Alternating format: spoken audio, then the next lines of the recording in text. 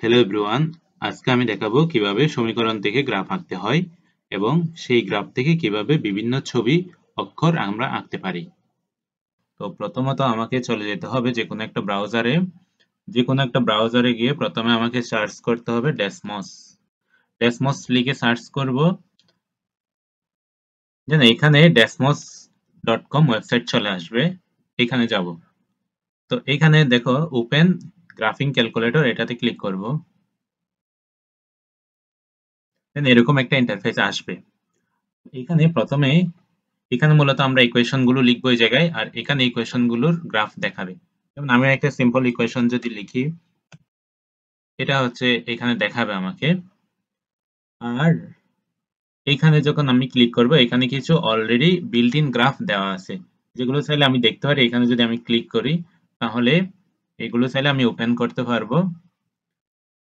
এগুলো হচ্ছে গ্রাফ, এবং এখানে সমীকরণগুলো লিখছে।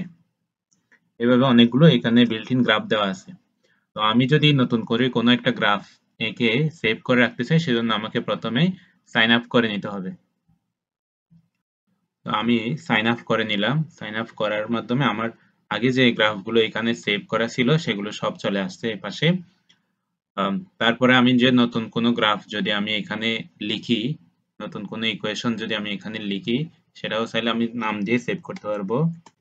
এই যে মনে করো এটা হচ্ছে সেই একটা গ্রাফ আমি আঁকলাম, এটা আমি সেভ করতে চাচ্ছি, সেজন্য আমি এখানে সেভ কপি দিব, এরপর এখানে নাম লিখব,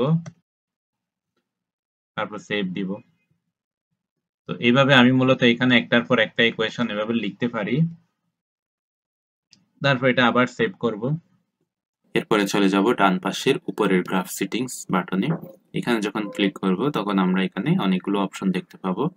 প্রথমত হচ্ছে আমরা এখানে যে গ্রিড লাইনগুলো দেখতে পাচ্ছি, এগুলো যদি হাইড করতে চাই, তখন এই গ্রিডের টিক মার্কটা আনমার্ক করে দেব, তখন এই গ্রিড লাইনগুলো হাইড হয়ে যাবে।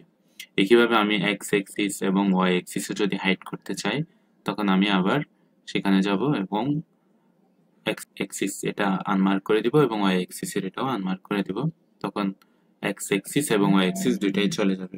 এর নিচে যে বাটনগুলো আছে, এগুলো হচ্ছে একটা হচ্ছে জুম ইন এর বাটন, আর একটা হচ্ছে জুম আউট। আর এরপরে হচ্ছে এটা হচ্ছে বাই ডিফল্ট যে ভিউটা দেখাবে সেটা, এটাতে ক্লিক করলে নর্মাল অবস্থায় ফেরত যাবে গ্রাফ। তো এর উপরে যে বাটনগুলো আছে, একটা হচ্ছে শেয়ার গ্রাফ।